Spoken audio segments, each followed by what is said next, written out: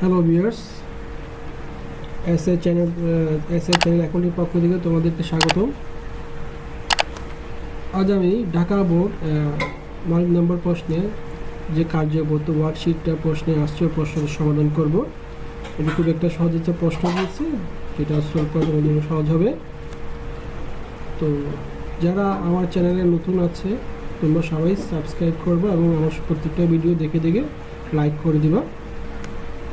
তো আমরা মূল প্রশ্নে ফিরে আসি। প্রশ্নে বলা হয়েছে মেসেস রংধনু ট্রেডার্স এর 2021 সালের 31 ডিসেম্বর তারিখে সমস্ত বছরের রেয়ামিল নিম্নলিখিত হিসাব ছিল ডেবিট আসবাবপত্র 33,000 টাকা ডেবিট, সেবা আয় 1,18,000 ক্রেডিট, বেতন খরচ ডেবিট 32,000 টাকা, সাপ্লাইজ 8,000 টাকা ডেবিট, অগ্রিম বিমা 30,000, অনুপার্জিত আয় 35,000 টাকা ক্রেডিট, মূলধন 1,00,000 টাকা, বৈম দালান 1,60,000 টাকা। এবার সমন্বয়গুলো বলা হয়েছে বেতন বকেয়া রয়েছে 10,000 টাকা, অগ্রিম বিমা 24,000 টাকায় মেয়াদ উত্তীর্ণ, 30,000 টাকার মধ্যে অগ্রিম বিমা 24,000 টাকা মেয়াদ উত্তীর্ণ হয়েছে। ব্যবহৃত সাপ্লাইজের পরিমাণ 5,000 টাকা, আমাদের সাপ্লাইজ আছে 8,000 টাকা, আমরা ব্যবহার করেছি 5,000 টাকা। এটা একটি নীতি আছে। আচ্ছা, আসবাবপত্রের উপর 10% হারে অবচয় ধার্য করে। এবার আমাদের সৃজনশীল প্রশ্নের মধ্যে তিনটে প্রশ্ন, প্রথম প্রশ্নের মধ্যে বলা হয়েছে বছর শেষে সাপ্লাইজের পরিমাণ নির্ণয় করো। বছর শেষে সাপ্লাইজের পরিমাণ, সাপ্লাইজ আছে 8,000 টাকা, 5,000 টাকার মধ্যে ব্যবহৃত হয়েছে, বাকি আছে 3,000 টাকা। তাহলে আমরা লিখব কি কারণ প্রশ্নের সমাধান, বছর শেষে সাপ্লাইজের পরিমাণ নির্ণয়, সাপ্লাইজ 8,000 টাকা বাদ ব্যবহৃত সাপ্লাইজ 5,000 তাকে 3,000 টাকা। উত্তর বছর শেষে সাপ্লাইজের পরিমাণ 3,000 টাকা। আচ্ছা, এবার উপযুক্ত সমন্বয়গুলো জাবেদা দাখিলা দেখা। ওই যে সমন্বয় জাবেদা, তোমরা অবশ্যই সমন্বয় জাবেদা করেছো, এটা নতুন কিছু না। সমন্বয় যেখানে 4টা সমন্বয় দেওয়া আছে, 4টা সমন্বয় জাবেদা করবো আমরা। প্রথম আছে বেতন বকেয়া রয়েছে, বেতন বকেয়া রয়েছে, তাহলে কি হবে? এটা জাবেদা কি বেতন হিসাব ডেবিট, বকেয়া বেতন হিসাব ক্রেডিট। তো আমরা সাধারণ জাবেদা করেন প্রশ্নের সমাধান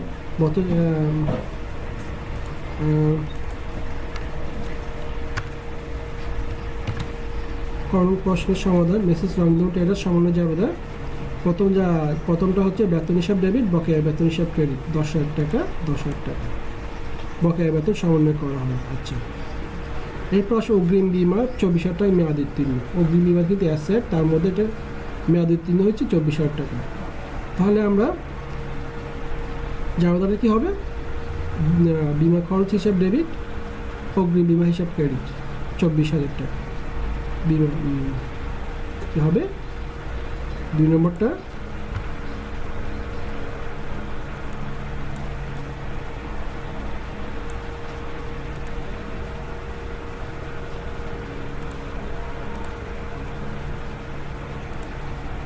হ্যাঁ, 2 নম্বরটা হবে কি বিমা খরচ হিসাব ডেবিট, অগ্রিম বিমা হিসাব ক্রেডিট 24,000।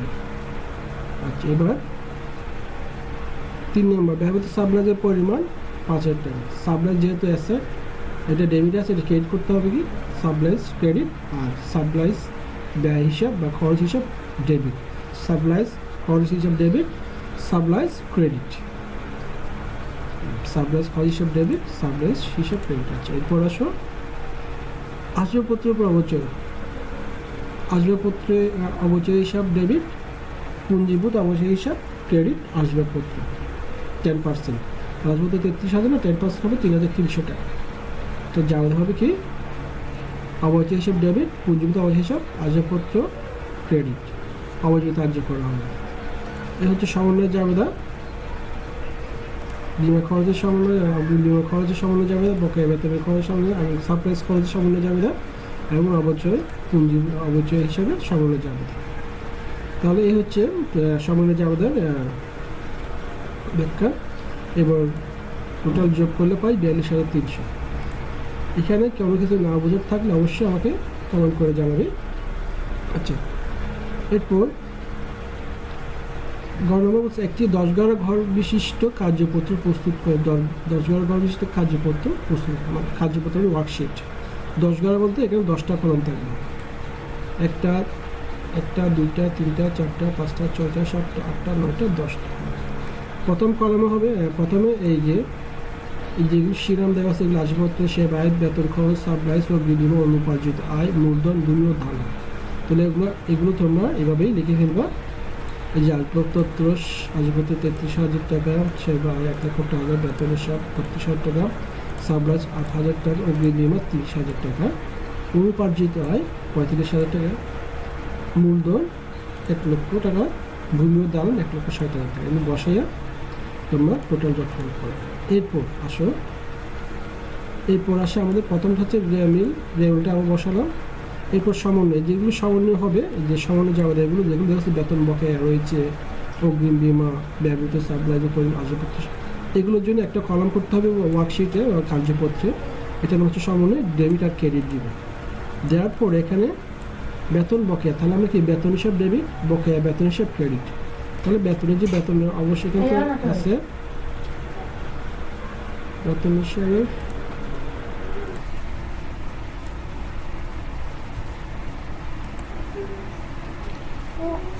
বকেয়া বেতন বকেয়া রয়েছে 10,000 টাকা। তো আমরা এটা জানি বেতন হিসাব ডেবিট, বকেয়া বেতন হিসাব ক্রেডিট। তো এখন বকেয়া বেতন হিসাব, এখন বেতন হিসাব অলরেডি আছে 10,000 টাকা ডেবিট, এবং বকেয়া বেতন হিসাব আরেকটা খরচ বাড়িয়ে বকেয়া বেতন লিখে 10,000 টাকা ক্রেডিট। তাহলে প্রথম প্রশ্নের সমান হচ্ছে 2 নম্বর সমানে বলছে অগ্রিম বিমা প্রিমিয়াম, অগ্রিম বিমা 24,000 টাকা মেয়াদ উত্তীর্ণ হয়েছে। তো এটা যাওয়া হচ্ছে বিমা খরচ হিসাব ডেবিট, অগ্রিম বিমা হিসাব ক্রেডিট। তাহলে অগ্রিম বিমা আসতে আমার কত কেন, অগ্রিম বিমা ক্রেডিট 24,000, অগ্রিম বিমা হিসাব ক্রেডিট 24,000, আর বিমা খরচ হিসাব ডেবিট 24,000 বিমা খরচ। আচ্ছা, এরপর আসো ব্যবহৃত সাপ্লাইসের পরিমাণ 5,000 টাকা। তাহলে আমরা জানি কি সাপ্লাই খরচ হিসাব ডেবিট, সাপ্লাইস হিসাব ক্রেডিট। সাপ্লাইস, এই যে সাপ্লাইস হিসাব ক্রেডিট 5,000 টাকা, সাপ্লাই খরচ হিসাব ডেবিট 5,000 টাকা। আচ্ছা, এরপর আসো আসবাবপত্রের উপর 10% হারে অবচয় ধার্য করো। তাহলে এটি হবে অবচয় হিসাব ডেবিট, আর পুঞ্জীভূত অবচয় হিসাব ক্রেডিট। এই যে অবচয় হিসাব 3,300 টাকা ডেবিট, পুঞ্জীভূত অবচয় হিসাব আসবাবপত্র ক্রেডিট 3,300 টাকা। তাহলে আমাদের মোটামুটি সামান্য যাওয়া তো সবগুলো আমরা এখানে করে ফেলেছি, এবং টোটাল টানবে এখানে। টানার পরে এবার সমন্বিত র্যামিল প্রস্তুত করব। এই র্যামিলের সাথে সমন্বয় এন্ট্রি দিয়ে সমন্বিত র্যামিল প্রস্তুত করবে। কীভাবে? আসবাবপত্র ডেবিট 33,000 ডেবিট 33,000, সেবায় 1,18,000 ক্রেডিট 1,18,000 ক্রেডিট। এবার আসো বেতন 32,000 টাকা, তার উপর কি বকেয়া বেতন ছিল 10,000 টাকা, দুটো যোগ করে 42,000 টাকা। সাপ্লাইস 8,000 টাকা ছিল, খরচ হয়েছে 5,000 টাকা, ডেবিট ক্রেডিট থেকে বিয়োগ করলে ক্রেডিট ডেবিট থেকে 3,000 টাকা। অগ্রিম বিমা 30,000 টাকা, মেয়াদ উত্তীর্ণ অগ্রিম 24,000 টাকা, 30,000 টাকা থেকে 24,000 টাকা বাদ দিলে আর 6,000 টাকা থাকে। এরপর অনুপার্জিত আয়ের মধ্যে কোনো সমন্বয় ছিল না, ডাইরেক্ট একটু বসে যাবে 35,000 টাকা। মূলধনের কোনো সমন্বয় ছিল না, সেটাও ডাইরেক্ট বসে যাবে 1,00,000 টাকা। ভূমি ও দালান ডেবিট, এটারও কোনো সমন্বয়, সেটাও ডাইরেক্ট বসে যাবে। আচ্ছা, ওকে। এরপর এগুলো যেগুলো বকেয়া বেতন ক্রেডিট ছিল, ক্রেডিটে, বিমা খরচ ডেবিটে ছিল, ডেবিটে, সাপ্লাইস খরচ ডেবিটে ছিল, ডেবিটে, অবচয় ডেবিটে ছিল, ডেবিটে, পুঞ্জীভূত অবচয় হিসেব ক্রেডিটে ছিল, ক্রেডিটে।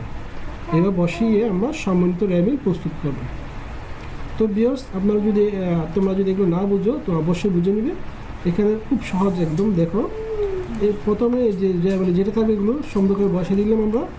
বসানোর পরে এবার সমন্বয়ে যেগুলো জাবেদ আসবে ওগুলো হিসাব বসাইয়া এগুলো আমরা বসে, এবার এখানে যেটা ডেবিটের টাকা ডেবিটে, যেমন বেতন বকেয়া বেতন ডেবিটের টাকা ডেবিট, ক্রেডিটের টাকা ক্রেডিট। তারপরে আসে তারপরে যে অগ্রিম বিমা, মেয়াদ উত্তীর্ণ অগ্রিম বিমা, অগ্রিম বিমার এই যে 24,000 টাকা অগ্রিম বিমা ক্রেডিট 24,000 টাকা, আর বিমা খরচ হিসাব ডেবিট 24,000 টাকা। তারপরে সাপ্লাইস 5,000 টাকা, সাপ্লাইস 5,000 টাকা ক্রেডিট, আর ডেবিট হবে সাপ্লাই খরচ ডেবিট। ওকে। এরপর অবচয় 33,300 টাকা ডেবিট আর পুঞ্জিত অবচয় ক্রেডিট 3,300 টাকা। এরপর বসিয়ে আমরা এগুলো ডেবিট ক্রেডিট প্লাস মাইনাস করে সমান্তর র্যামিংটা সুন্দর করে প্রস্তুত করবো। এইগুলো এটা অবশ্যই বুঝবে, যেহেতু ডেবিট ছিল আর এখানে প্লাস মাইনাস করে যদি ডেবিটের গড় বেশি হয়েছে, ডেবিট গড় বসাইছি, আমরা এগুলো সুন্দর করে বসাবো, বসার সমান্তর র্যামিংটা তৈরি করে নেব। এবার এখানে কোনো না বোঝার কিছু থাকলে তোমরা অবশ্যই আমাকে কমেন্ট বক্সে জানাবে। খুবই একটা সহজ প্রশ্ন। এখানে প্লাস মাইনাস করে ডেবিট ক্রেডিট যোগ বিয়োগ করে এগুলো বসে সমান্তর র্যামিংটা বসা। এরপর আসো আয় বিবরণী। আয় বিবরণী কীভাবে আমরা যে ইনকাম স্টেটমেন্ট কীভাবে বের করবো, ইনকাম স্টেটমেন্ট বা আয় বিবরণী ডেবিট ক্রেডিট। এবার দেখো এটা অ্যাসেট, তারপর আর্থিক অবস্থা বিবরণ হচ্ছে কি ব্যালেন্স শিট। আচ্ছা, আর্থিক অবস্থা আয় বিবরণী।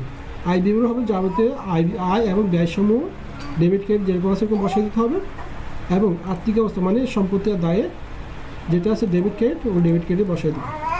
এবার আসো আয় বিবরণ এবং আর্থিক অবস্থা বিবরণ, এই দুইটা টার্গেট করে আমরা কী বসাবো, আসবাবপত্র, এটা সম্পত্তি ডেবিট দিতে যাচ্ছে।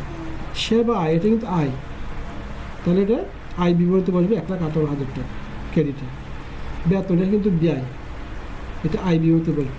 তার মানে আয় বিবরণী মানে ইনকাম স্টেটমেন্টে সকল ধরনের আয় এবং ব্যয় বসবে, আর আর্থিক অবস্থা বিবরণের মধ্যে সকল ধরনের সম্পত্তি এবং দায় বসবে। তাহলে এটা তোমরা অবশ্যই ক্লিয়ার। এরপর আসো সাপ্লাইজ। এটা সাপ্লাইজ লেখা, শুধু সাপ্লাইজ ব্যয় লিখে না, সাপ্লাইজ ব্যয় লিখলে কিন্তু এটা ব্যয় হতো, যেহেতু সাপ্লাইজ এটা একটা অ্যাসেট, এই জন্য আর্থিক অবস্থা ক্রেডিট দিকে বসেছে। আচ্ছা, অগ্রিম জমা, এটাও অ্যাসেট, এটা সম্পত্তির দিকে বসবে। অনুপার্জিত আয়, এটাও একটা ধরনের দায়, এটা একটা দায়ের দিকে বসবে। মূলধন, এটাও দায়, সরাসরি দায়ের দিকে বসবে। এরপর ভূমি ও দাল, এটা কিন্তু অ্যাসেটের দিকে বসবে।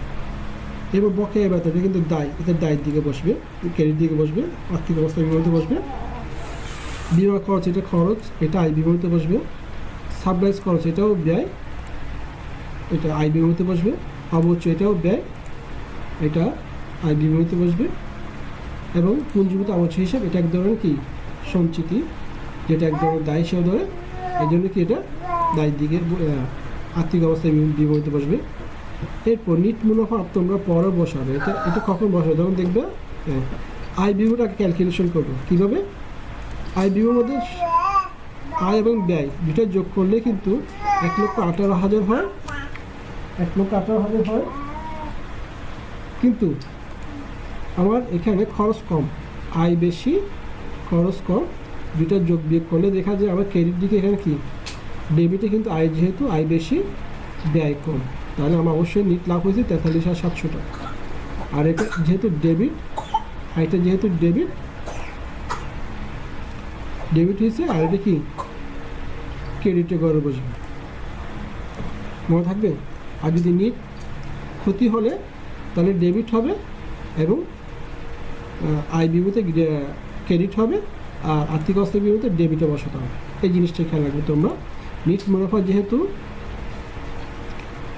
ডেবিটে আসছে, তাহলে আর্থিক অবস্থা বিবৃতিতে সেটা ক্রেডিট দিকে বসে আবার দুটার যোগফল টানলে কত, 1,18,000 টাকা, আর এখানে 2 লক্ষ, ডেবিট আর ক্রেডিট টানলে 2,02,000 টাকা।